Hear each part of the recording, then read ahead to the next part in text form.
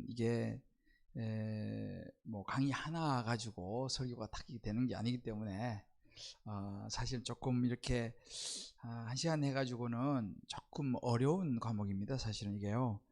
잠깐만요.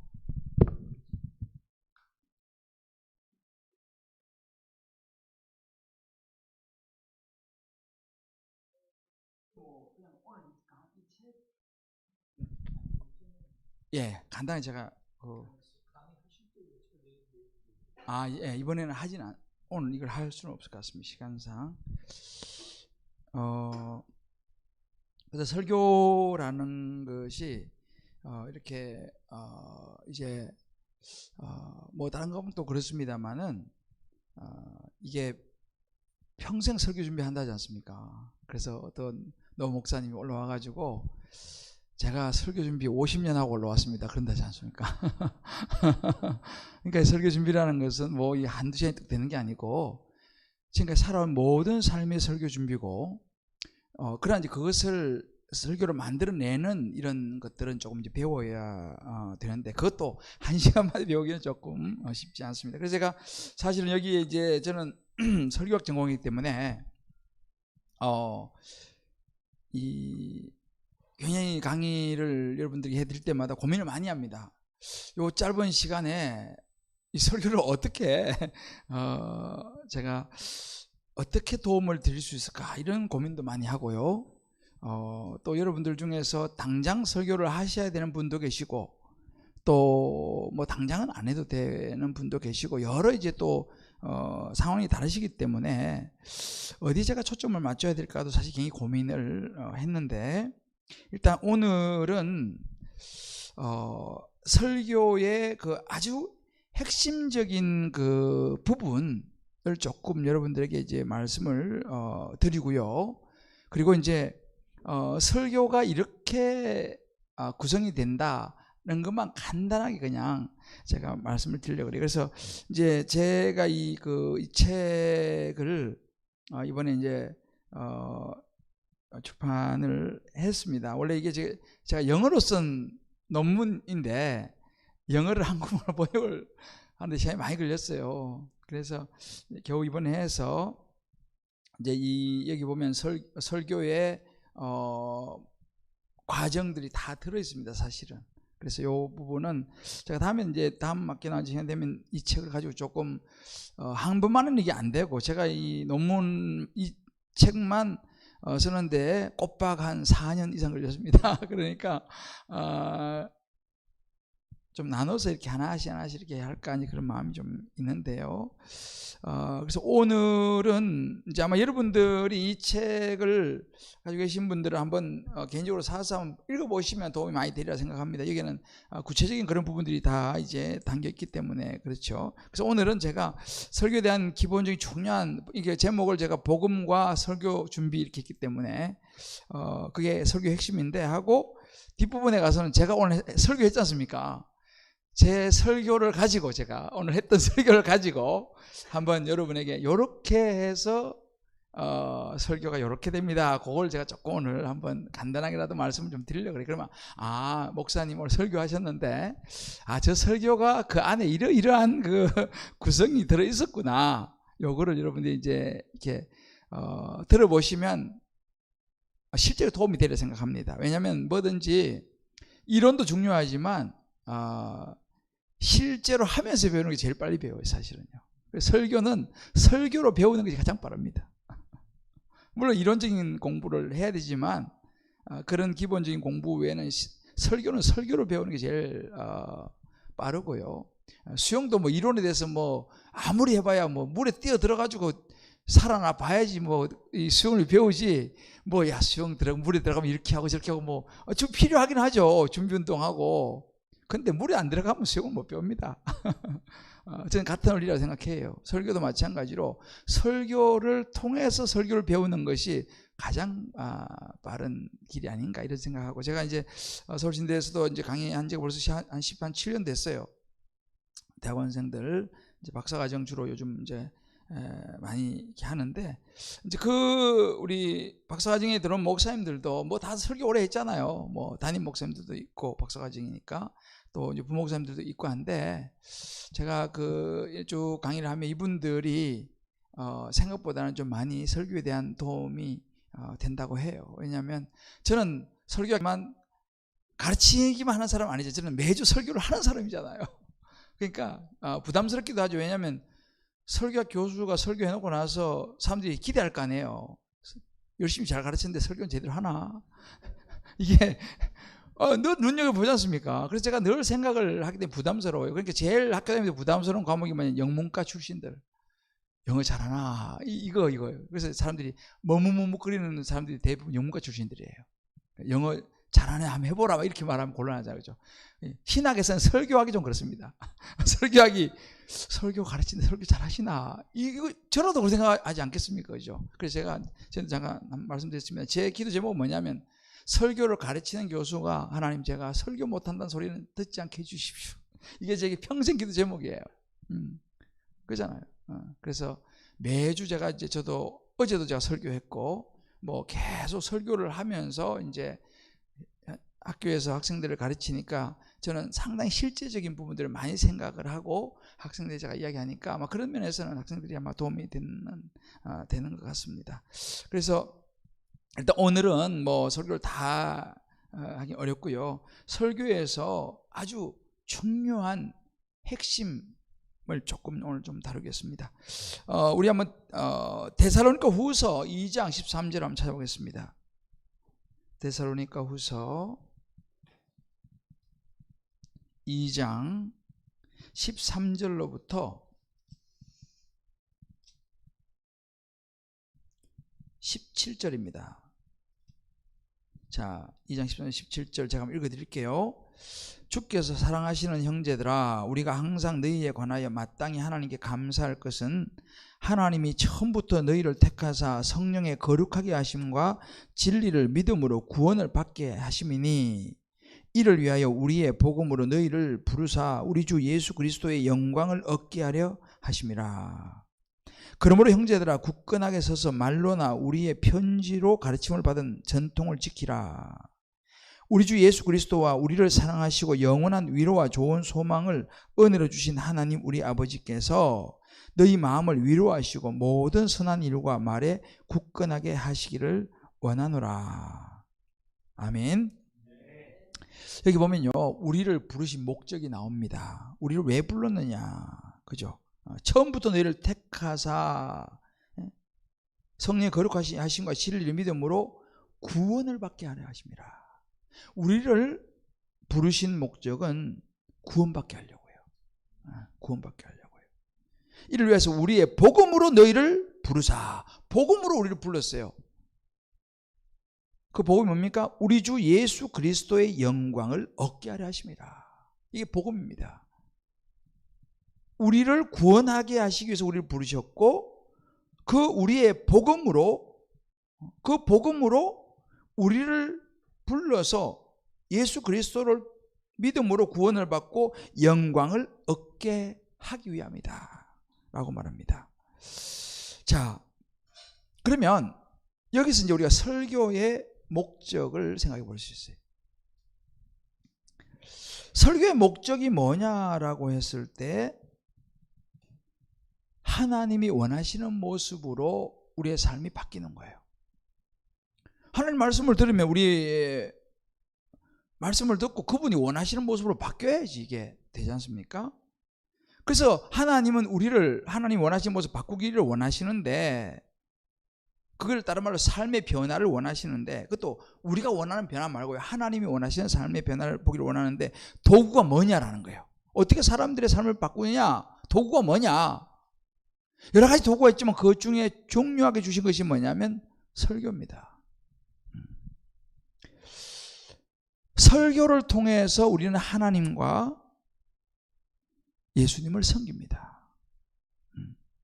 설교를 통해서 하나님이 우리를 설교자로 세우셔서 우리가 설교를 함으로 인해서 그 설교를 듣고 구원받는 사람이 늘어나겠죠. 그죠? 그래서 예수 그리스도의 영광에 참여하게 되겠죠. 누굴 통해서요? 설교자의 설교를 통해서. 그래서 우리를 부르시는 것은 다른 말로 말씀의 종으로 부르셨다는 거예요. 말씀의 종으로 부르셨다. 말씀으로 뭐 하라고요? 하나님의 백성을 섬기라고요. 하나님의 백성을 섬기는 종으로 우리를 부르셨는데 설교자로 부르셨다. 설교의 목적이 바로 그런 거죠. 하나님 원하시는 모습으로 많은 하나님의 백성들의 삶을 변화시켜야 되는데 그 역할을 누가 하느냐? 설교자로 부름받은 사람. 그리고 우리의 목적이 뭐냐? 설교를 해갖고 그 설교 듣는 분들이 하나님이 원하시는 모습으로 바뀌어져 가는 거. 그게 설교의 목적이에요. 내가 설교를 잘합니다. 뭐 그건 목적이 아니에요. 설교를 듣는 분들이 하나님의 음성을 듣고 그의 삶이 하나님이 원하시는 모습으로 영어로 트랜스포메이션이에요. 변화되는 거. 이 변화가 설교의 목적입니다. 그래서 설교에 대한 그 여러 가지 이론적인 거는 이 책 안에 있어요. 그런 것을 또 다음에 한번 조금 시간 되면 하기로 하고요.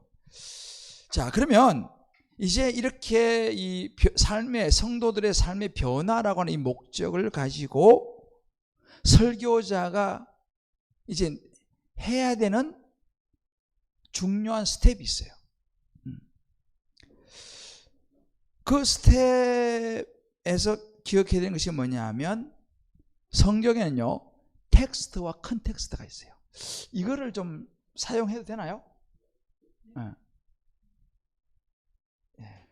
아, 그래요.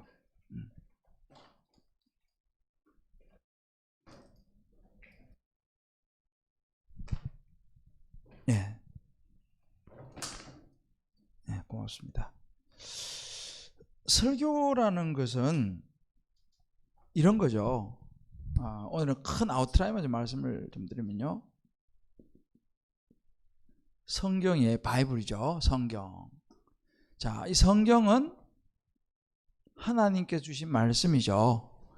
자, 이제 이 성경이 어디까지 가야 되냐 하면 세상을 살아가는 사람들이죠. 이 사람들에게 이 하나님의 말씀이 전달이 돼야 되는 거예요. 전달이 돼야 되는데 전달이 되는 과정이 이제 있는 거죠. 자, 그럼 성경을 이 사람들이 전달을 어떻게 하냐? 이 사람들이 알아들어야 되잖아요, 그죠? 알아들을 수 있도록 성경을 풀어서 그 성경을 설명을 하고 또 해석도 하고 또 그 삶에 적용도 하면서 이 사람들의 이 성도들의 가슴에, 여기 이제 가슴이에요. 이 가슴을 탁 두드려야 돼요. 탁 두드리면 어떤 일이 벌어지냐면 딱 두드리면 물론 이제 가슴을 두드린다는 것은 이제 이 머리 이성으로도 들어가게 되겠죠. 그러면 이 터치가 된 이 사람들이 아하, 내가 이렇게 살아야겠구나 라고 하는 생각을 하게 돼요. 아하, 내가 이렇게 살아야겠구나. 이게 하나님이 원하시는 삶의 모습이네. 아, 맞아, 이렇게 살아야지 라고 하는 이 변화죠. 이 트랜스포메이션, 영어는 트랜스포메이션, 변화가 일어나게 돼요. 이게 이제 설교의 목적이죠. 설교의 목적.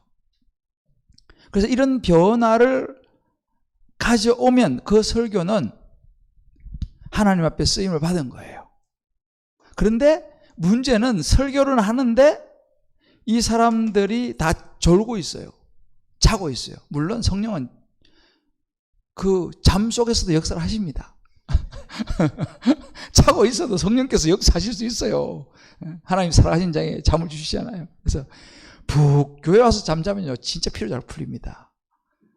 그래서 교회에서 딱 예배 시간에 한번 푹 자고 나면요 가뿐해져요. 제가 옛날에 경험해 봤어요. 그래서 너무 피곤하신 분들은 교회 오라 그러시는데요, 교회 와서 설교 딱 시작하면, 우리 교회도 그런 분들이 계시거든요. 설교 딱 시작하면 주무세요. 설교 끝나면 딱 나갈 때는 표정이 환해요. 피로 확 풀려가지고. 자, 근데 설교를 해서 그렇게 재우면 안 되겠죠. 자, 그래서 설교는 간단하게 그래요. 하나님의 말씀을 성도들에게 전달해서 그들의 가슴이 터치가 되어지고 이성이 터치가 되어져서 이것이 구체적으로 삶으로 나타나서 야, 선교하러 가자. 야, 전도하러 가자. 오늘 집에 가서 우리 마누라 등이라도 좀 주물러 줘야겠다. 뭐 그런 거 있잖아요. 그죠? 근데 설교를 듣고 나서 그런 생각이 안 들면 이 설교를 좀 생각해 봐야 되는 거예요. 이걸 다른 말로 이건 여기 마지막에 적용이라고 그래요. 적용.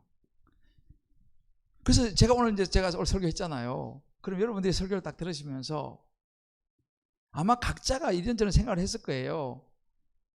그래, 요즘 내가 힘든 일이 있는데, 그래, 요즘 내가 홀로 서야 될 텐데, 그래, 하나님밖에 없지.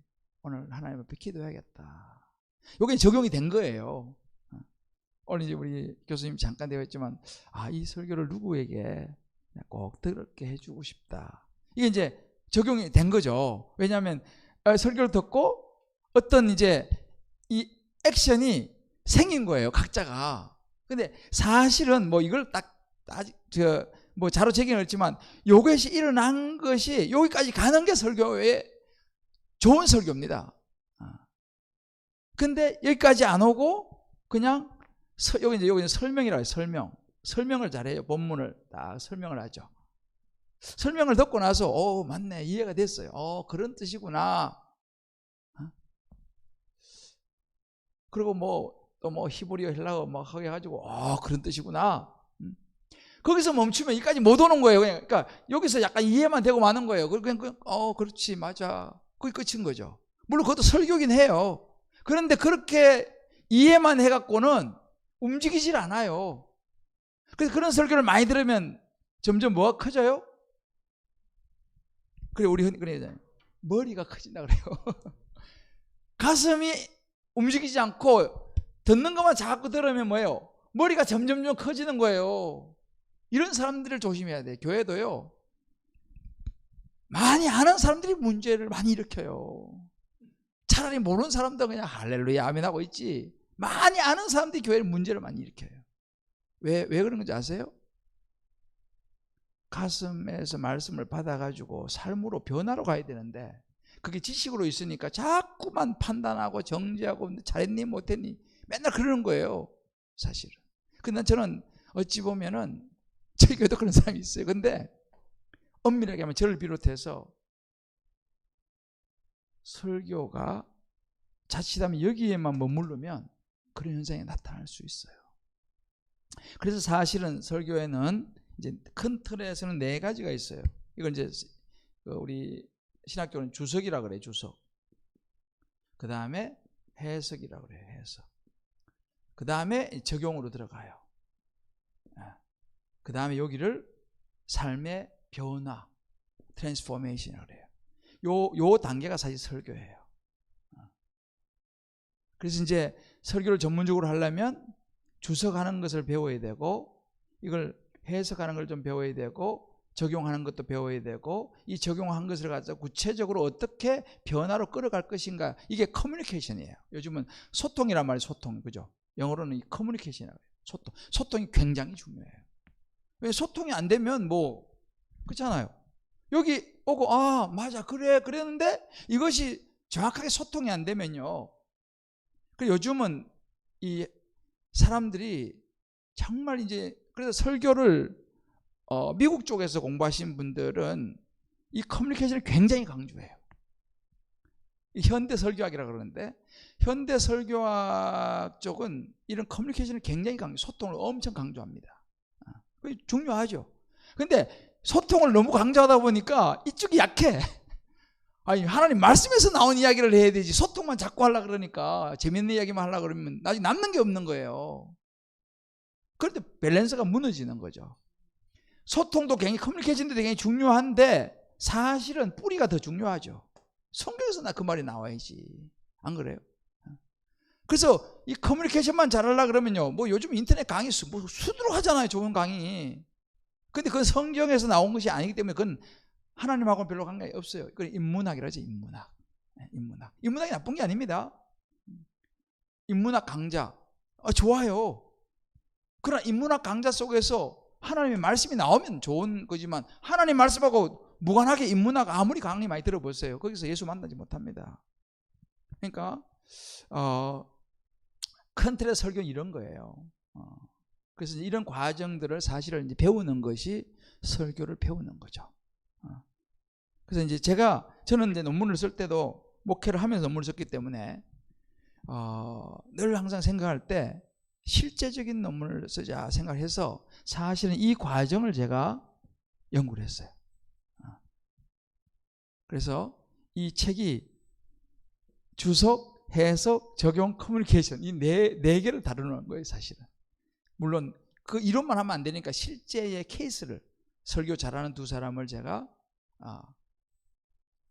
샘플로 놓고 그분들의 실적인 설교, 한국에서 오카노 목사님, 또 영국에서는 서구 쪽에서는 존 스토튼 목사님 두 분을 제가 모시고 와서 그분들의 설교를 샘플로 놓고 이런 틀을 가지고 이분들이 제대로 했느냐 이걸 제가 이제 비교해 본 거죠.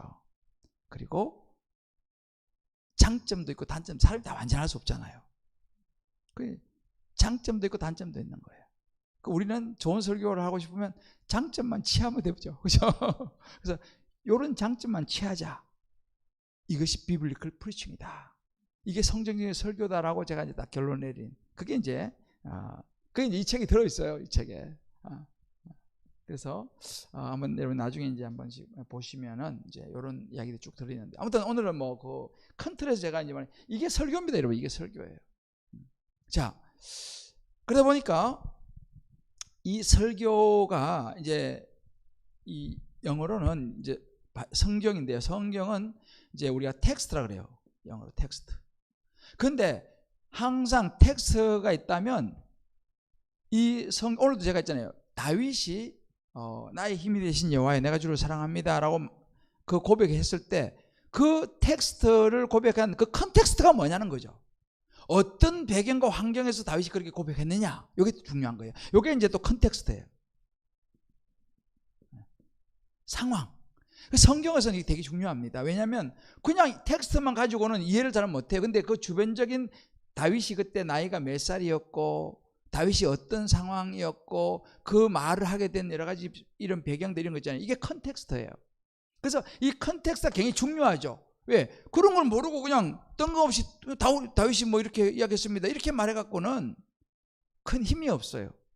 그래서 성경을 이제 해석할 때도 마찬가지로 우리가 성경을 이제 여기서 이제 성경 해석이 이제 들어가는데 이 설교자가 꼭 기억해야 되는 게 뭐냐면 성경의 컨텍스트를 무시하고 가면은 엉뚱한 소리도 할 수 있어요. 그래서 사실은 컨텍스트에서 보면요, 성경을 해석할 때는 항상 전체를 봐야 돼요. 전체. 신구약 전체 안에서 오늘 시편을 보는 거죠. 자, 시편 뭐예요? 구약에 들어요. 시편, 그죠? 시편 구약 속에 들어있잖아, 그죠? 자, 그러면 구약에 있는 시편도 150편이잖아요.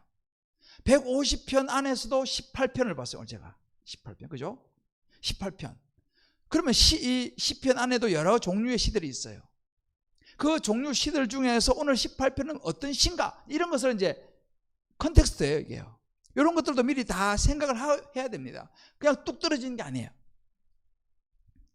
그래 보면 설교자는 항상 여러분들이 이제 앞으로 설교를 하시게 되면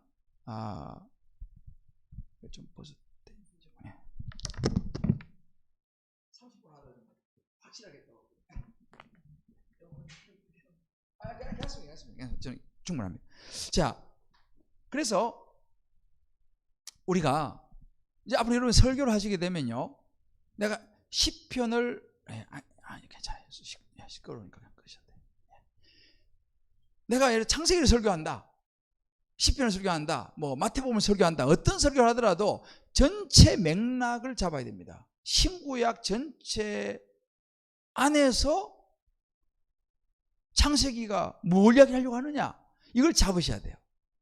그러니까 전체 성경 안에서의 내가 설교하려고 하는 그 책 안에서 또 내가 설교하려고 하는 그 장, 또 그 장 안에서 내가 설교하는 몇 절, 이런 전체를 보는 눈 속에서 또 구체적으로 들어가는 것이 필요하다.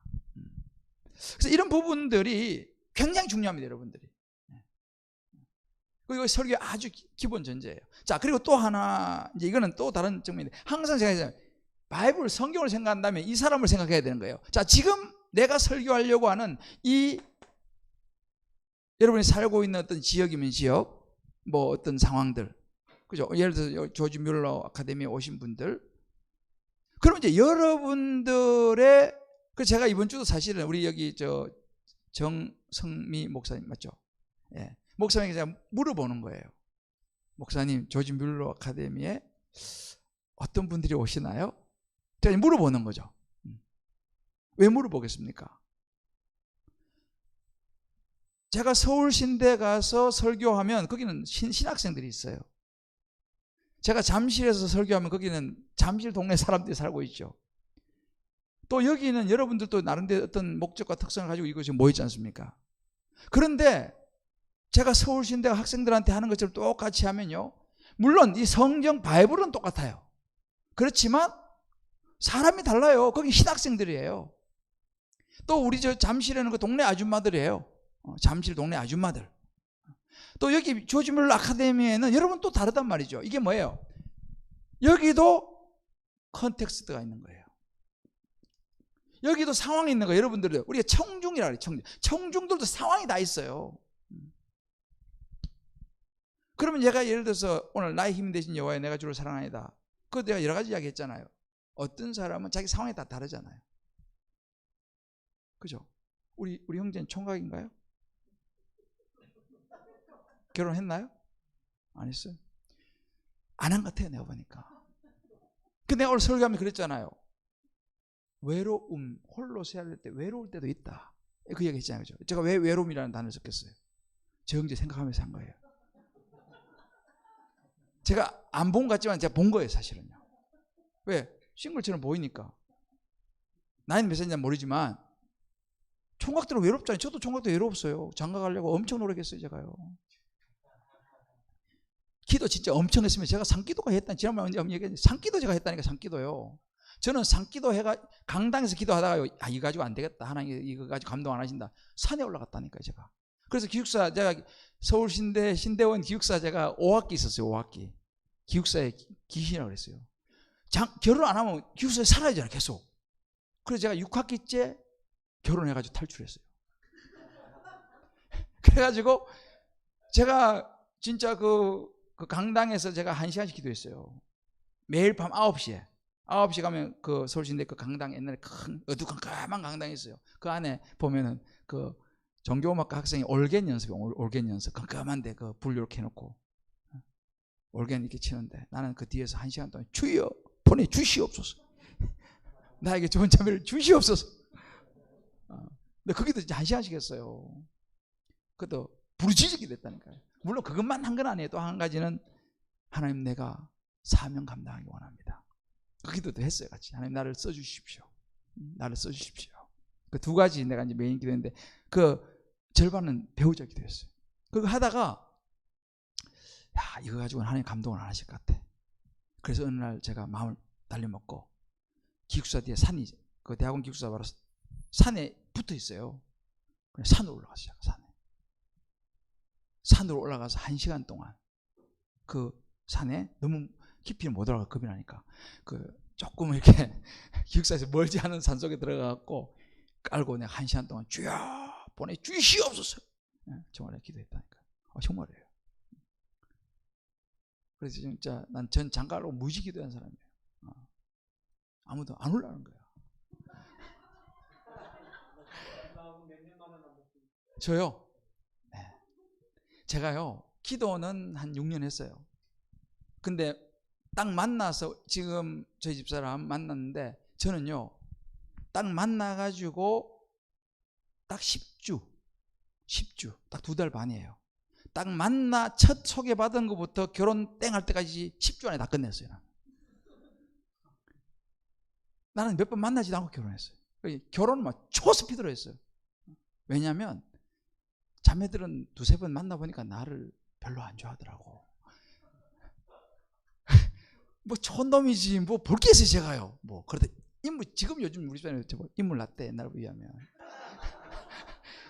그 옛날 사진 보니까 내가 봐도 좀 촌스럽고 저 완전 촌놈이거든요 저는요. 그러니까 촌놈이 뭐 제가 뭐 내세울 게 있습니까? 뭐 아무 볼 게 없거든 제가요. 그러니까 자매들이 소개받으면은 그 교수님도 소개 받아가지고 한 2번 만나면 막 그쪽에서 그만 만나자 그러고 내가 막 비전도 없어 보이고 막 촌스러워 보이고 그래서 그런 것 같아. 나는 웬만하면 가려고 그랬어. 치마만 두르면 그냥 가자. 치마만 두르면 가자 생각 나는 했는데 자매들은 한 번 딱 만나고 2번째 만나자 그러면 뭐 약속 있다 그러면 뭐 자꾸 피하는 거예요. 그래서 저는요 이게 끝이 없으면 장가 가려고 제가 얼마나 애쓴지 알아요? 저는요 금식이요 아침 금식을요 30일짜리 60일짜리 100일짜리 제가 다 해봤어요 내가. 장가 가려고. 지금 내가 참 그 중에 하나는 어떤 종교음악가 학생인데 지금도 그 자매 얼굴이 생생해. 이름은 좀 기억이 잘 안 나는데 그 자매 어딘가 있을 거예요. 그 자매가 목사님 딸이었어요. 종교음악가 노래 성악. 야, 내가 우리네 이제 동기 친구가 소개시켜줘가지고 오늘 또 한번 다음에 또 다음 학기 하면 되죠, 그죠? 예. 이야기 나왔어요. 질문이 나왔으니까. 그래서 이제 제 친구 동기가 이제 소개시켜준 거예요, 이 자매를. 그래서 제가 소개받아가지고 만났는데 마음에 드는 거예요. 제가 뭐 웬만하면 다 마음에 드니까. 그래서 이제 노래도 잘하고 뭐 하여튼 뭐 그 종교음악가는 또 학교에 한 번씩 이렇게 앞에 나와서 노래 책 풀 때 노래 하거든요. 근데 이 자매가 너무너무 마음에 드는 거예요, 사실은. 근데 이 자매는 내가 별로 마음에 안 드나 봐. 2번 만났는데. 그 내가 딱 성부수를 띄웠죠. 우리 이렇게 만나지 말고 100일 동안 기도하고 만나자. 내가 이렇게 이제 딱 제안을 했어요. 100일 동안 기도하고 만나자. 그러니까 이제 그 자매도 뭐 또 뭐 좀 하여튼 그러자 그런 거예요. 그래서 이제 100일 후에 그 역곡역 저 뒤쪽에 보면 어느 좋은 날에서라고 하는 그 커피숍이 있었어요. 이름 좋잖아요. 어느 좋은 날에서. 일본에 그걸 잡아서 이름 좋아가지고. 그래가지고 제가 100일 동안 아침 금식이 들어갔어요. 제가요. 아침 그 기숙사에 있으니까 아침 새벽 기도하고 아침 금식을 제가 100일 동안 했습니다. 100일 동안. 근데 한 60m 딱 하니까요 응답이 왔어요. 성경을 딱 보는데 내 입을 10개 열어 내가 채우리라. 이거 응답이다. 이거 응답이다. 이 자매는 하나님 주셨는가 보다. 60m 근데 100일 기다려야 되잖아요. 그래서 100일 채웠어요. 100일 내가 난 자신만만 내 입을 10개로 내가 채우리라. 그 딱 성경이 내 마음에 와서 딱 들어가가지고 만나서 100일 만에 나는 100일 금식하고 그 자매는 뭐 금식 안 한 것 같아 보니까 딱 그 자매가 그러더라고. 형제님 아닌 것 같은데요. 어이구. 나 100일 아침 금식 기도하고 지금 나 응답 받아서 왔는데 아닌 것 같다는 거예요.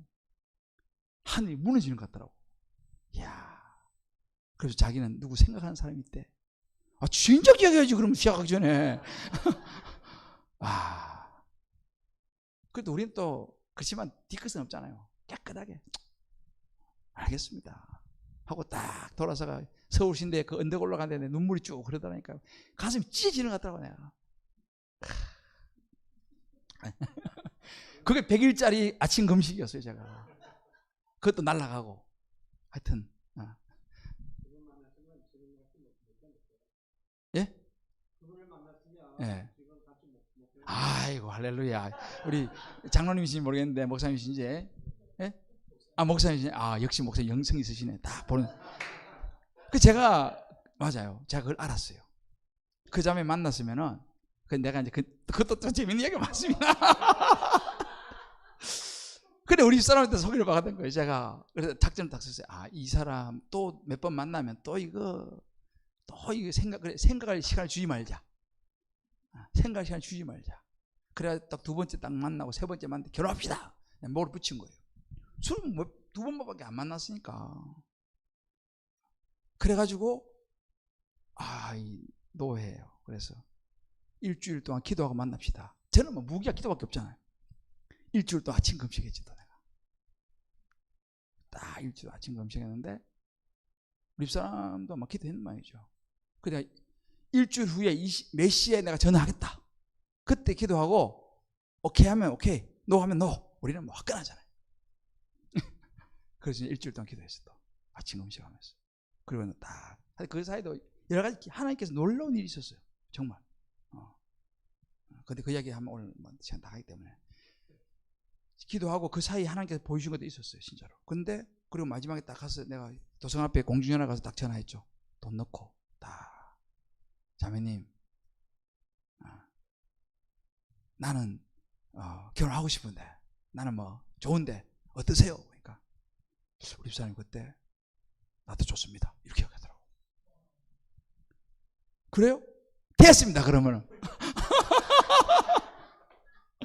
그래가지고 그게 그래 우리는 몇 번 만나지도 못하고 결혼했어요. 난 그때 또 전도 폭발해가지고 또 전도 폭발 임상 또 어디 저 춘천인가 어디 가서 그러니 뭐 결혼 준비할 게 없잖아요. 뭐 돈도 없었어요 사실은 저는.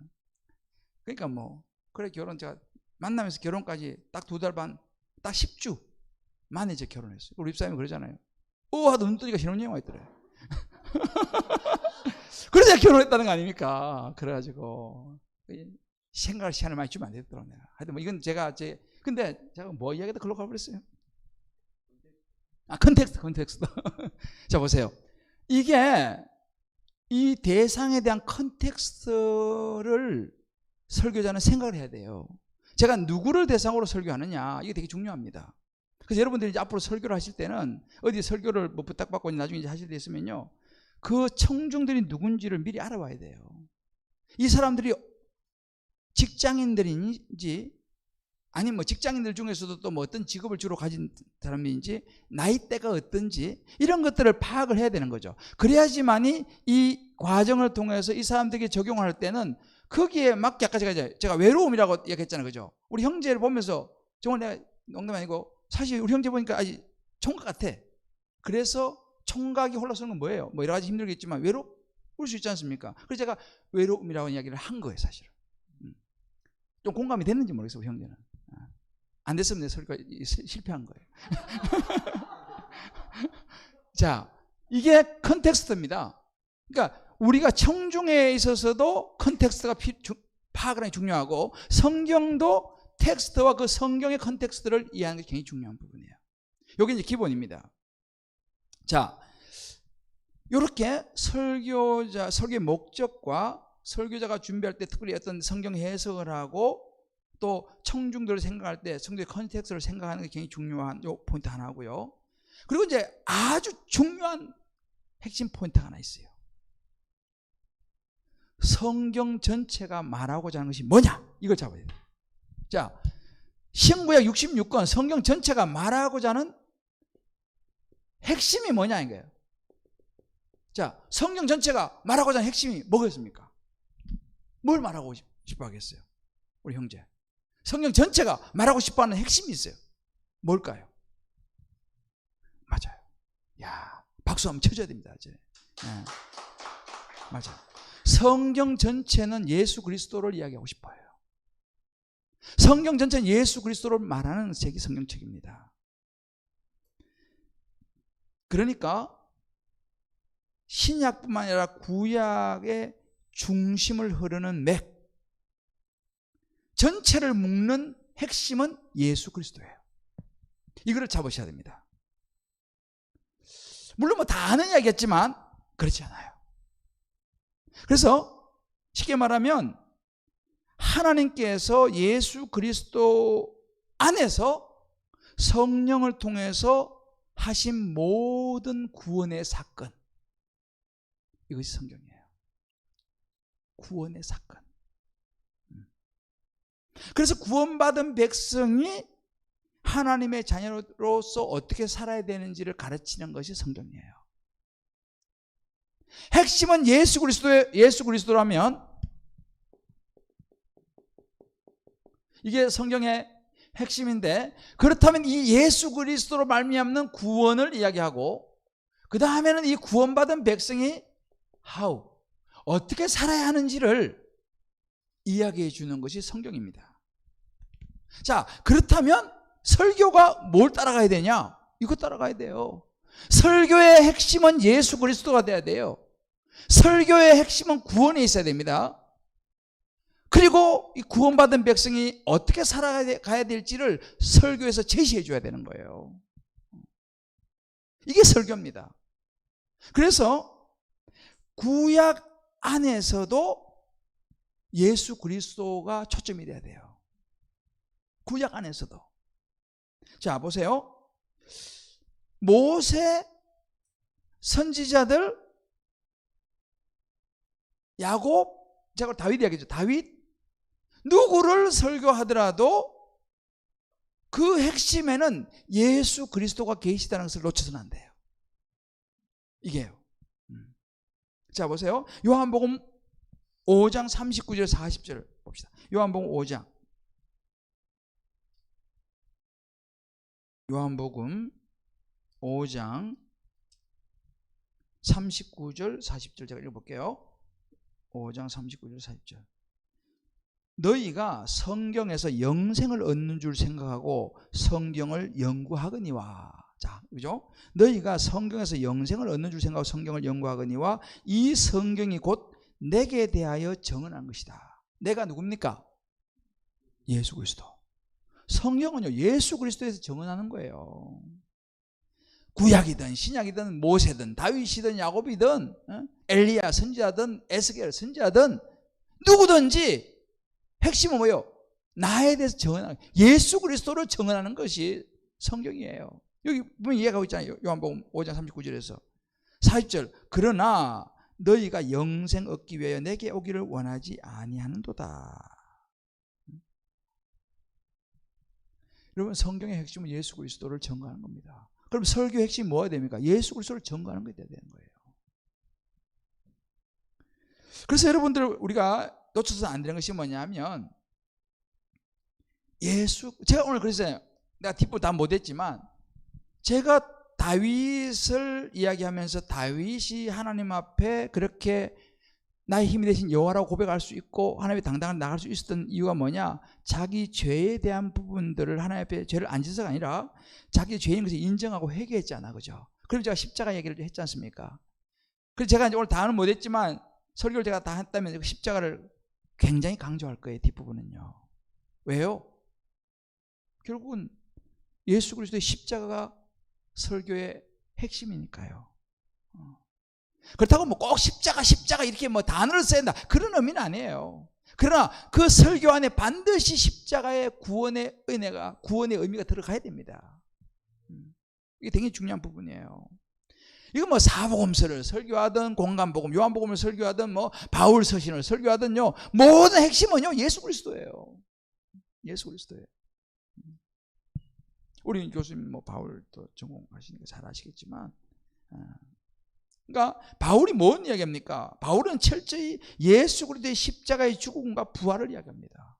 벨릭스 총독 앞에 가서도요, 예수 그리스도가 고난을 받고 죽으심과 다시 살아나심, 그거 이야기합니다.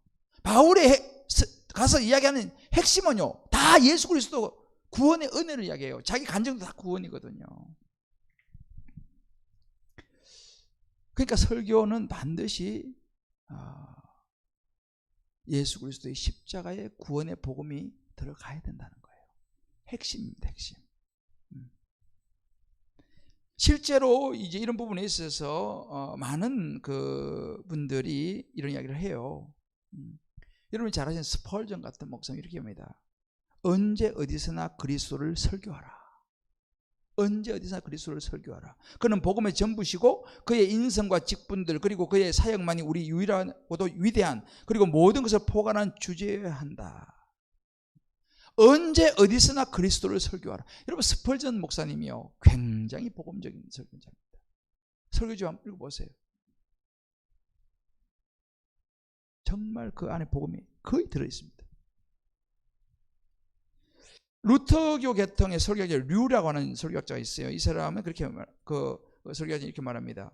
설교는 그리스도 중심적이어야 하며 그리스도 예수님 이외에 어느 누구도 그리고 어느 것으로도 설교의 중심에 서서는 안 되며 또한 설교의 내용이 되어서도 안 된다, 이렇게 얘기해요. 설교는 예수님 외에 누구도 어느 것으로도 설교 중심에 서서 안 된다, 이렇게 합니다. 설교는 그리스도 중심이어야 된다. 이 개혁파에서, 이 훅스트라라고 하는 개혁파에서는 이렇게 말합니다. 교인들을 위해서 성경을 강론할 경우 설교자는 심지어 변두리의 먼 지점으로부터도 중심에 이르는 길이 있다는 것을 보여줘야 된다. 그 이유는 그리스도 없는 설교는 설교가 아니기 때문이다 그랬어요. 그리스도가 없는 설교는 설교가 아니다 이렇게 얘기해요. 또 이 유명한 설교학자 시드니 그레이다누스라고 하는 학자가 있습니다. 이분은 그리스도 설교에서 그리스도에 대한 부분을 이야기하면 이렇게 얘기해요. 나사렛 예수님의 인성과 사역 그리고 그의 가르침의 여러 국면들을 선포함으로써 사람들이 그를 믿고 신뢰하고 사랑하며 순종할 수 있도록 하는 것이다. 나사렛 예수님의 인성과 사역 그의 가르침을 선포함으로 사람들이 그 예수 믿고 신뢰하고 사랑하고 순종할 수 있도록 하는 것이 설교다 이렇게 얘기했어요.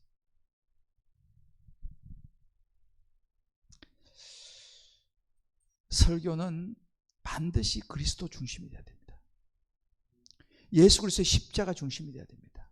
이게 굉장히 중요한 부분이에요. 그래서 사실은 이것을 위해서 씨름을 해야 돼요.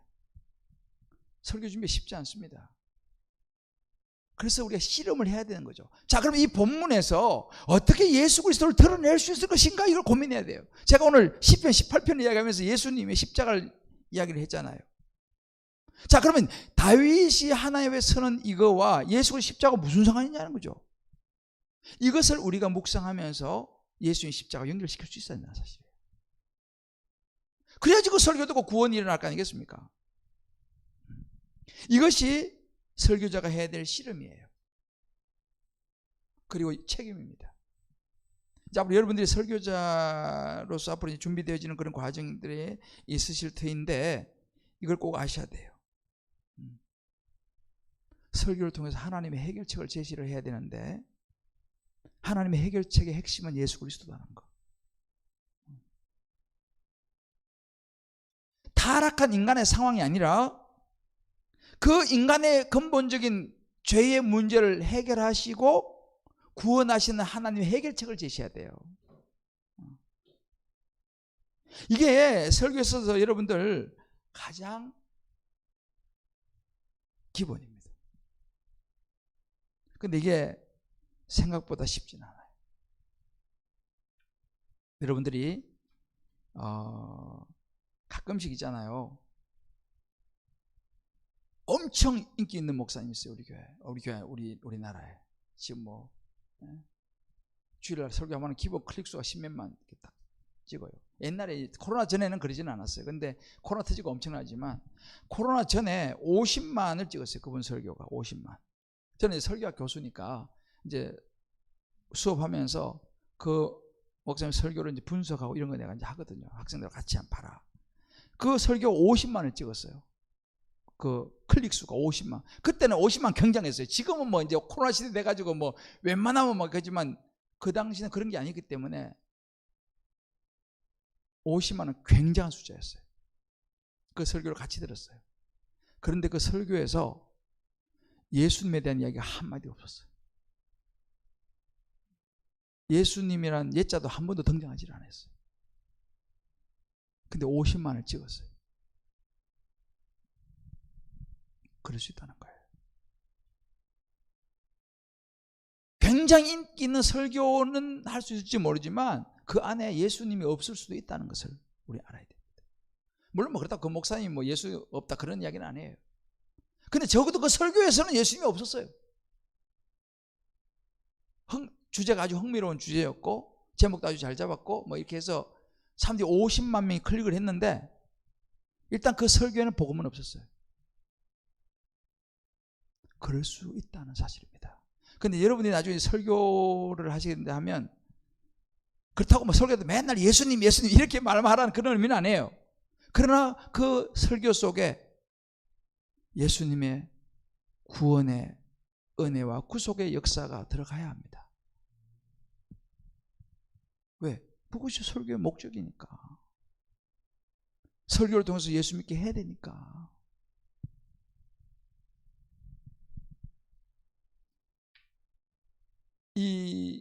그리스도 중심의 설교라고 하는 이 주제에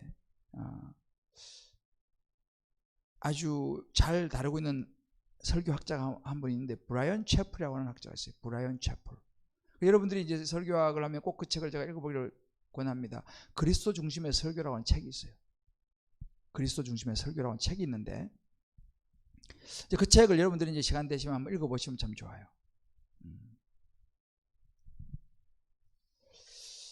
그분이 그 설교에서 중요한 핵심 하나를 이야기합니다. 그게 뭐냐면 FCF예요. FCF. 이 F는 fallen이에요. fallen, 타락한. fallen condition, 상태. F는 focus, fallen condition focus. 타락한 존재, 타락한 상태에 초점을 맞추라. 이게 브라이언 채플의 중요한 논리 중에 하나예요. FCF. 타락한 fallen, 타락한 컨디션, 상태, 조건에 포커스, 초점을 맞추라. 설교자는 꼭 FCF, 타락한 상태에 초점을 맞춰야 한다라고 강조합니다. 이 말이 무슨 말이냐면요, 인간이 죄인이라는 거예요. 왜? 타락한 상태 아니에요. 죄인.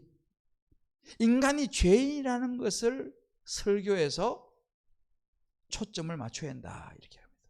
인간이 죄인이라는 거. 왜? 죄라는 것을 이야기해야지 뭐가 나옵니까? 구원이 이야기할 수 있는 거예요.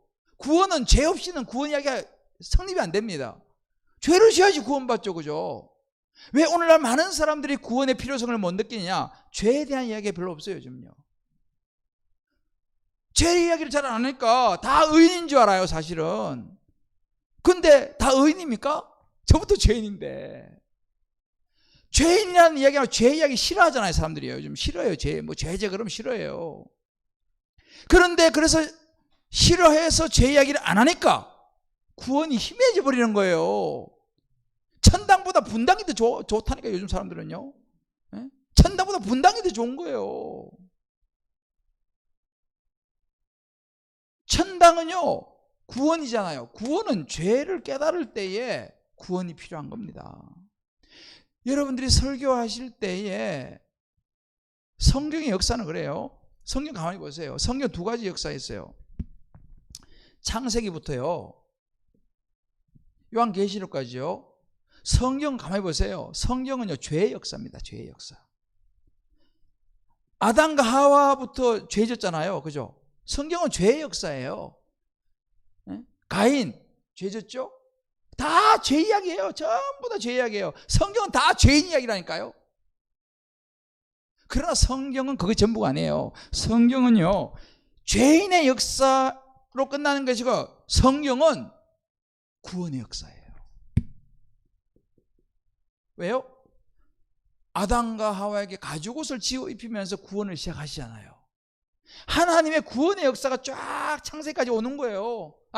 요한계시록까지 오는 거예요. 그래서 요한계시록 마지막까지 전부 다 죄죄 심판받고 뭐 요한계시록 나오잖아요. 여기도 마지막에 새하늘과 새 땅, 구원입니다. 성경은요, 우리 교수님 성경학자 계셔서 제가 좀 조심스럽지만 저는 설교학자이기 때문에 성경은 두 가지밖에 없어요. 죄의 역사와 구원의 역사예요. 다른 거 없어요. 그래서 우리는 설교할 때 뭘 이야기해야 되냐? 죄 이야기를 해야 되는 거예요. 그래야지 구원의 이야기가 나온다니까요. 여러분이 앞으로 설교를 하실 때에 죄를 놓치시면 안 돼요. 우리가 죄인이라는 걸 놓치면 안 돼요. 그럼 뭐 구원의 의미가 없어요. 물론 좋은 이야기는 얼마든지 할 수 있어요. 재밌는 이야기도 하고 뭐 좋은 이야기 얼마든지 할 수 있죠. 근데 그런 건 세상 사람이 더 잘해요, 사실은. 요즘 뭐 강의 뭐 엄청나잖아요, 그죠? 그런 건 세상 사람이 더 잘해요. 우리는요, 죽을 수밖에 없는 죄인인 우리를 구원하신 예수 그리스도로 말미암는 구원을 이야기될 줄을 믿습니다. 이게 설교자가 꼭 놓치지 말아야 되는 거예요.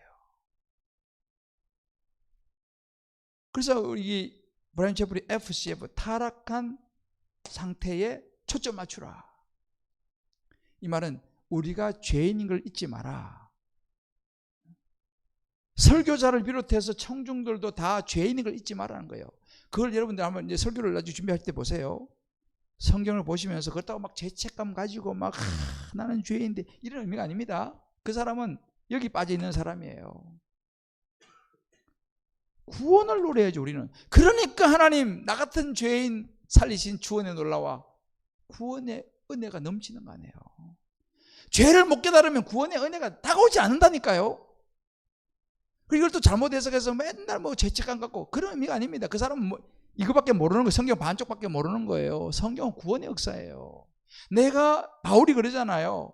죄인 중에 괴수라. 바울이 처음에는요, 지극히 작은 자, 지극히 더 작은 자, 나중에 죄인 중에 괴수. 점점 바울이 예수님 만날수록 있잖아요. 더 자기 죄를 심각하게 봅니다. 그러다 맨날 울고 막 우울증 걸리고 막 죄책감 그러고 있습니까? 아니에요. 그러므로 이제 그리스도 예수 안에 있는 자는 결코 정죄함이 없는 이런 그리스도 예수 안에 있는 생명의 성령의 법이 죄와 사망에서 너를 해방했습니다. 할렐루야. 이게 바울이 외치는 거 아니겠습니까? 설교에서 이야기를 해줘야 돼요. 성도들이 죄 때문에 아파하는 것에 멈춘 게 아니라 죄를 보고 아파도 해야 되지만 그 죄에서 구원하여 주신 하나님의 구원의 은혜 할렐루야 하면서 기뻐하면서 주님, 내가 그럼 주님을 위해서 무엇을 하며 살까요? 오늘 내가 가진 돈이 이거밖에 없는데 오늘 막 몽땅 막 드리겠습니다. 막 드리고 싶은 거예요. 옛날에는 그렇잖아요. 막 은혜 받으면 막 있는 거 다 털었잖아요. 요즘은 잘 안 털어요.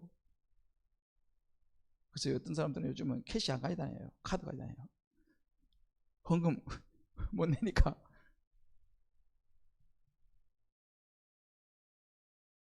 내가 죄인이라는 것을 알수록 구원의 은혜가 깊이 느껴지고 그 구원의 은혜가 느껴질 때에 우리의 삶이 변화오게 돼 있어요. 이게 설교예요. 설교에서 이걸 다뤄야 됩니다.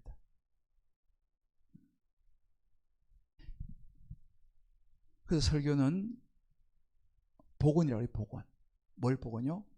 죄인에서 예수님 말미암아 다시 구원받은 원래 하나님의 형상으로 복원된다. 복원.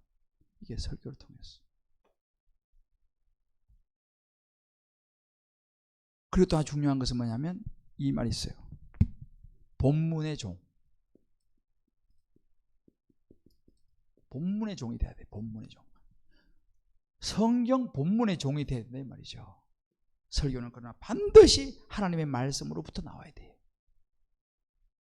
반드시 하나님의 말씀부터 나와야지. 자기 이야기하면 적용 쪽에서는 모르지만 그러나 모든 출발은 성경에서 출발해야 돼요. 여기서 출발하지 않는 물론 이런 거 있어요. 성경에서 안 나왔는데도 막 사람 막 울고 막 그래요. 그리고 또 이제 감정적으로 막 해가지고요, 막 사람 울고 막 그래요. 물론 뭐 그것도 뭐 나쁜 건 아니지만 끝나고 돌아서 눈물 닦으면요 남는 게 없어요. 남는 게 없어요. 왜요? 성경에서 나오지 않았기 때문에.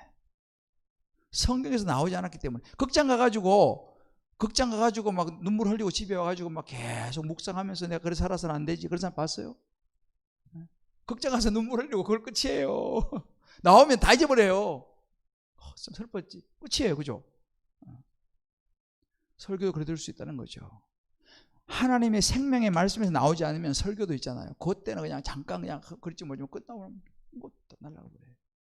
그래서 사실은 예수 그리스도의 십자가의 복음이 들어가야지. 근데 이게 어떤 생각이 있냐면 그건 뭐 다 아는 이야기인데 예수 그리스도 모르는 사람 누가 있어. 그죠? 그래서 이제는 설교하면서도 예수 그리스도에 대해서 이야기하는 거 설교자들이 조금 이렇게 별로 인기가 없다 생각하는 거예요. 성도들이 또 식상한 것도 이렇게 생각할 거라고 설교자들이 생각하는 경향이 있어요. 좀 좋은 이야기, 재밌는 이야기, 이런 이야기 성도들이 막 좋아하잖아요. 반응이 오잖아요. 예수 그리스도로 다 자요. 이런 잘 거라고 하는 생각을 설교자들이 은연중에 합니다. 그래서 예수 그리스도에 대한 이야기보다는 다른 재밌는 이야기를 하려고 하는 경향이 많이 있어요. 근데 그거는요 사단에게 쏘는 거예요. 분명히 하셔야 돼요. 사단에게 쏘는 겁니다.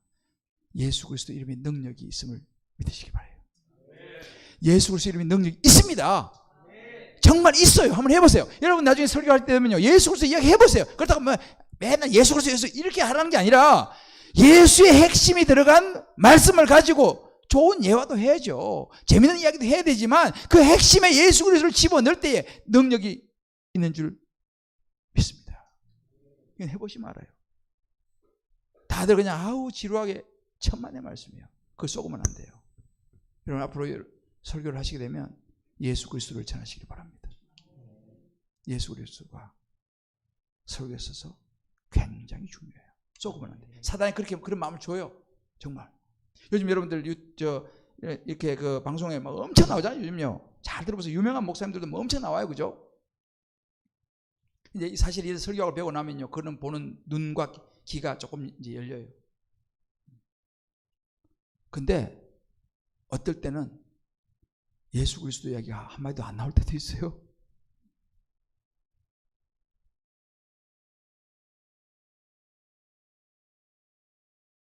물론 뭐 꼭 예수 그리스도 막 이거 막 단어를 써야지 뭐 되는 그런 의미는 아닙니다만은, 제가 드리고 싶은 말씀은 뭐냐면, 우리는 예수 그리스도를 우리의 설교에서 놓쳐서는 안 된다.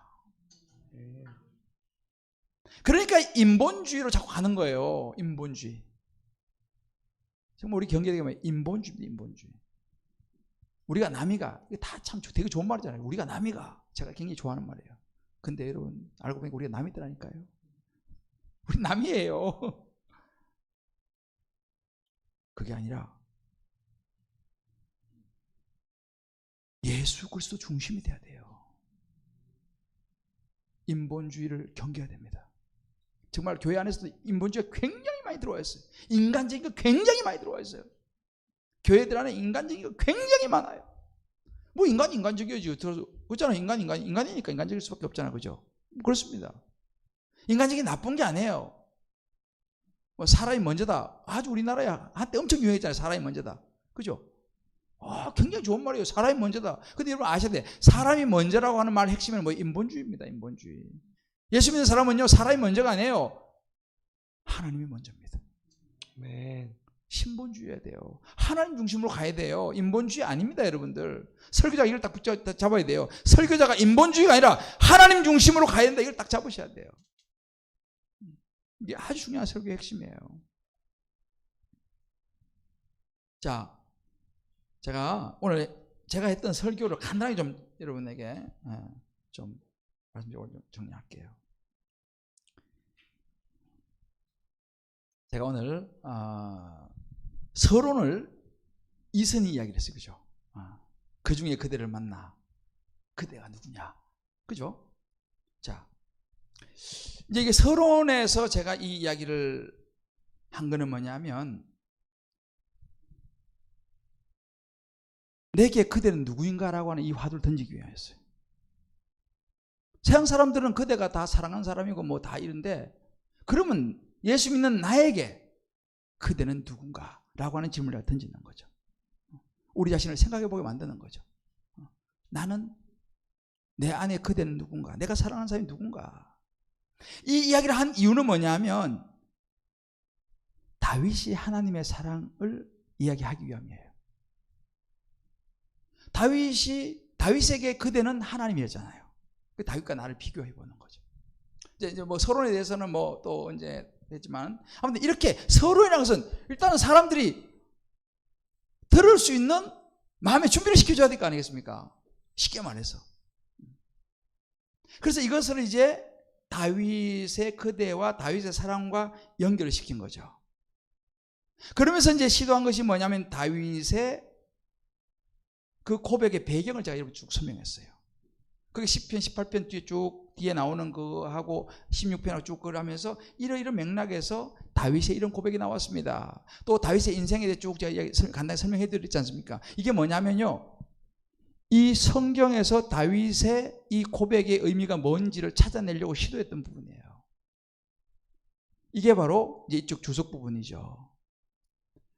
다윗의 텍스트와 다윗의 컨텍스트를 제가 거기서 쭉 이제 이야기를 한 거예요. 그러면서 이 다윗의 그런 홀로 서야 됐던 13년의 세월, 제가 야곱을 또 얘기했죠. 야곱의 광야 돌베개 베고 잠을 자야 됐던, 하나님과 홀로 서야 했던 그 장면을 제가 또 하나 예를 들어서 말씀드렸죠. 그게 바로 뭐냐면 이제 우리한테로 넘어가기 위한 하나의 해석인 거예요. 다윗의 홀로 서야 했던 시간들을 그렇게 해석을 해주면서 우리도 그렇게 홀로 서야 될 때가 있지 않았느냐, 또 지금 혹시 그럴 때가 아니냐라고 이제 이미 적용을 넘어가는 거예요. 왜? 우리한테 와야 되니까. 또 다윗이 그랬구나, 뭐 야곱이 그랬구나, 그랬으면 빠이빠이, 그러면 그냥 그거 끝나는 거죠. 그럼 so what? 나한테 그럼 그게 무슨 의미가 있느냐? 나하고 그럼 뭐 어떤 관계가 있습니까? 이걸 질문하는 거예요, 성도들은요. 목사님 그거 알겠는데요, 그거 나하고 뭔 상관이 있죠? 저는 그거 뭐 어떻게 해야 되나요? 이게 질문하고 앉아 계세요. 우리 그걸 생각해요, 설교자들은요. 이걸 커뮤니케이션, 그러니까 설교자가 일방적으로 이야기하겠지만 성도들이 던질 질문들을 미리 내가 생각을 해야 돼요. 그러면 이제 제가 얘기했잖아요. 자, 그러면 이제 어디로 가요? 적용으로 오는 거죠. 적용으로 오면서 또 제가 얘기했잖아요. 저도 홀로 서야 될 때가 있었다. 병원에서도 그렇고 목회하다가 정말 주변에 아무도 없을 때가 나도 있었다. 이게 이제 뭐예요? 저한테 적용을 한 거죠. 나도 이럴 때가 있습니다. 자, 여러분은 어떻습니까? 여러분 그럴 때가 없습니까? 이제 적용이 되는 거죠. 이제 이렇게 적용하면서 이 적용을 통해서 뭘로 가냐? 가슴을 터치하는 거죠. 아, 그렇지. 나도 외로울 때가 있었지. 나도 이럴 때 너무 힘들 때가 있었지. 이제 이렇게 하면서 제가 적용하는 걸 들으면서 여러분들 모든 성도들이 속으로 각자 자기 인생을 돌아보게 되겠죠. 설교자는 그걸 생각하는 거예요. 하면서 그러면 주석과 해석을 통해서 이성을 만족시키면서 생각하게 하고 적용된 가슴을 치면은 그 다음에 이제 어떤 현상이 벌어지냐? 아, 그래, 맞아. 하나님이 계시지. 하나님이 계시지. 내가 홀로 서야 할 때, 이때가 하나님 만날 때구나. 그래, 하나님 의지하고 오늘 이런저런 일이 있는데, 그래, 하나님밖에 없다. 하나님 붙들고 기도하면서 내일 또 다시 한번 해보자. 하나님 도와주시겠지. 이렇게 나름대로 이제 용기를 얻고 힘을 얻고 위로를 얻고 이렇게 되는 거죠. 그럼 이제 내일 어떤 문제 딱 부딪혔을 때, 맞아, 나의 힘은 하나님이시지 하면서 여러분의 이 성도들의 삶이 그대로 말씀이 생각이 나는 거예요. 그게 삶의 변화로 나타나게 되죠. 어제 막 다 죽어가도 오늘 이렇게 희죽이 죽었고 왜 그래? 나의 힘이 되신 여호와요, 내게 힘이 있어. 이게 뭐예요? 삶의 변화로 나타난 거잖아요. 그 제가 이렇게 이제 제가 설교를 사실은 한 겁니다. 그게 이제 제가 설교한 대충 그림이 그려지나요? 제가 설교를 이렇게 하지만 이미 벌써 이런 그 틀들을 다 제가 생각하고 가지고 있으면서 이걸 설교하는 거죠. 매주 제가 설교를 할 때 마찬가지예요. 매주 설교하면서도 이런 생각을 하는 거죠. 그렇게 되면은 성도들하고 저하고 말씀에 충실하면서도 실제 삶 속의 이야기들을 끌어내니까, 제가 이제 지난주 설교는 세상을 사는 이유를 설교했어요. 에베소 1장 1절에서 2절 말씀. 세상을 사는 이유. 왜 살아야 되냐, 그지? 왜 살아야 돼? 이번에요, 그 영국에서요, 지난주에요, 영국에서 이 어떤 그 마가렛 리드라고 하는 여자분이 8년 전에 이 사람이 이제 실업수당 받아요. 직업이 없어가 실업수당 받으러 가다가 복권 샀는데 복권이 430억에 당첨됐어요. 430억에. 그리고 6년 지났는데 2019년도 2년 전에 인터뷰를 했는데 복권 당첨한 자기 인생에 정말 가장 큰 불행이다. 자기는 지난 6년 동안 지옥을 살았다. 그런 이야기를 해요, 이분이. 그리고 지난주 목요일 날 돈은 뭐 여전히 수십억 남아 있었지만 그냥 혼자서 그냥 죽었어요. 그게 지난주 목요일 날이었어요, 목요일 날. 이 사람은 돈은 수백 430억이 작은 돈이 아니잖아요. 근데 그 돈을 갖고부터 이 여자는 지옥을 살았다고. 자기가 그렇게 그 인터뷰할 때 나왔어요. 세상을 사는 이유를 몰랐던 거죠. 돈만 많이 가지고 있다고 세상을 사는 이유를 아는 게 아니에요. 자, 이야기를 하면서 이제 그러면 우리가 세상을 사는 이유가 도대체 뭐냐? 왜 우리가 세상을 살아야 되냐? 바울은 에베소서에서 세상을 사는 이유를 이렇게 설명하고 있다. 지금 감옥에 갇혀 있잖아요. 에베소 옥중서신이거든요. 바울은 감옥에 갇혀 있어요. 감옥 밖에서 룰랄라 하고 있는 사람들한테, 어려움을 당하고 있는 사람들한테 편지 써갖고 그들을 위로해요. 자기도 감옥에 갇혀 있으면서. 왜? 그는 감옥에 갇혀 있었지만 세상을 사는 이유를 알았어요. 그게 에베소 1장에 나와요. 하나님의 뜻으로 말미암아 사도된 나 바울은 하나님의 뜻으로 말미암아 하나님의 계획 속에서 예수님의 특사가 된 나 바울은 이게 사는 이유였어요. 바울이 내가 살아야 되는 이유가 이거구나. 내가 하나님의 계획 가운데 지금 내가 예를 들어서 피아노 친다. 이거 언제까지 피아노 쳐야 되나 이거. 이러면 이거 힘들죠. 근데 내가 이 피아노를 치는 이 자리가 하나님의 계획 가운데 있지. 하나님의 뜻으로 말미암아 내가 이 자리에서 피아노를 치고, 하나님의 뜻으로 말미암아 내가 이 자리에서 조지물 아카데미 여러분 오셔가지고 이 강의를 듣고 있는 것이 하나님의 뜻을 이루기 위한 길이다. 바울이 이걸 알았어요. 바울이 세상을 사는 이유가 뭐냐면 하나님의 계획을 이루는 것이 첫 번째 목적이었어요. 그러니까 여러분들도 이걸 아셔야 돼요. 내가 왜 여기 와서 앉아있냐, 그냥 있는 게 아니에요. 하나님의 뜻을 이루기 위함인 줄 믿으시길 바라요. 이게 세상을 사는 이유예요. 제가 그 이야기를 한 거죠. 세상을 사는 이유가 이거다. 그래서 성도들이 이제 들으면서 맞아, 내가 세상을 사는 이유가 이거였지. 포기할 수 없지. 왜? 하나님의 계획을 이루기 위해 살아가는데 내가 이 일에 내가 절망하고 좌절하면 안 되지. 힘을 내자. 이제 그런 생각을 하게 되겠죠. 그죠? 그리고 이제 어제 그 설교를 들은 한 여자 집사가 간증을 했어요. 집에 갔는데 자기 남편이 그러더라는 거예요. 그 남편은 예수 안 믿는 사람이에요. 사업하는데 다 그냥 나 사업 다 접고 매각하고 그냥 자동차 여행이나 하고 싶어 하면 살고 싶다고 그렇게 이야기하더래요. 이 집사가 딱 그러니까 우리 남편이 세상을 사는 이유를 모르는구나. 설교 들었으니까 그래 여보 이 설교 한번 들어보라고, 세상을 사는 이유 한번 들어보라고 전해준 거예요. 그 이후 이야기는 머리 들어봤는지 모르겠지만, 자 이게 예입니다. 자 그러면 우리가 세상을 사는 이유 뭐냐는 거죠. 왜 세상을 이렇게 힘든데 이렇게 살아야 되냐 이거죠. 지금 오늘 같은 날에 집에서 푹 쉬셔야지 여기 와서 왜 앉아 계시냐는 거죠. 이 힘드는데. 안 그래요? 여기 우리 다들 그죠? 젊은 청춘에 지금 젊음을 불태워 어디 가서 막 불태워야 되는데 지금 앉아가지고 이러고 있을 때가 아니잖아요. 지금 이유가 있다는 거예요. 이유가. 설교는요 그런 것들을 성도들에게 알려줘야 돼요. 그래서 맞아, 내가 여기서 피아노를 치는 이것이 하나님의 계획을 이루는 것이야. 바울은 감옥에서도 편지로 하나님의 뜻을 이루는 편지를 썼는데, 내가 있는 이 자리가 힘들고 어렵지만 그래 편지를 써야지. 안 믿는 사람에게 주 예수 그리스도로 말미암는 은혜와 평강, 은혜와 평강은요 주 그리스도 예수로부터 온다는 거예요. 바울이 그 이야기예요. 주변에 여러분들 은혜와 평강이 없는 사람한테 이야기해야 돼요. 은혜와 평강은 주 예수 그리스도로부터 옵니다. 예수 믿어보세요. 그 이야기 해줘야 되는 거죠. 그 이야기 하라고 우리를 이 자리에 있게 하시는 거예요. 살아간 이유가 그거예요. 그 복음 전하라고. 할렐루야. 오늘 여기까지 하겠습니다. 아무튼 여러분 이게 설교가 막연한 게 아니고 이런 과정을 통해서 이제 설교가 준비되어지고 전달되어지면 그 설교를 듣고 그래도 안 변한 사람들이 많죠.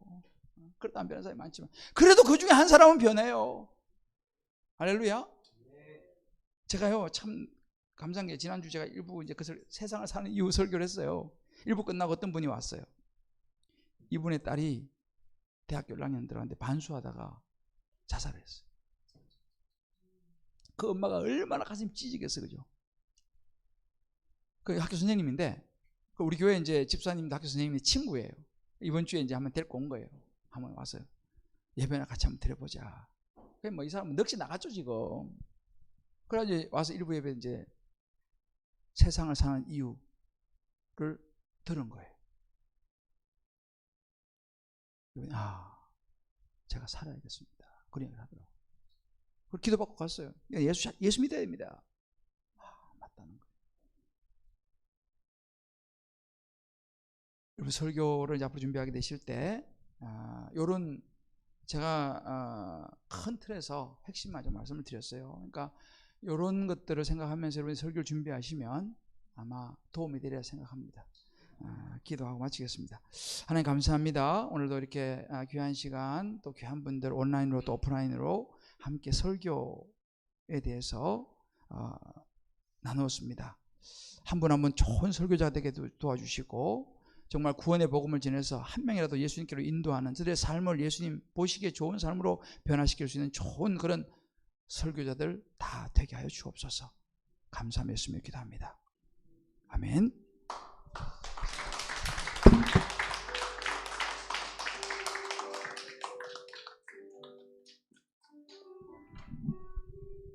정말 귀중한 강의를 우리 잘 들었습니다. 저는 이렇게 귀중한 강의를 말해서 100만 불짜리가 넘는 강의다 이렇게 얘기를 합니다. 계속해서 앞으로 이제 강의를 연결해서 구체적으로 또 설교학을 드러나가게 될 것입니다.